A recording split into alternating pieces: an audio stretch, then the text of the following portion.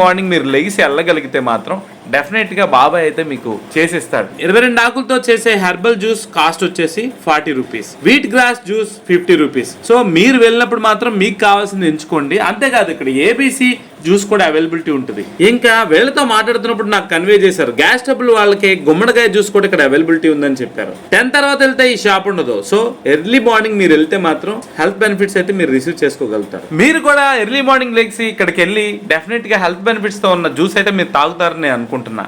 Exact address వచ్చేసి beside Brindavan park, Pattebada, Eluru.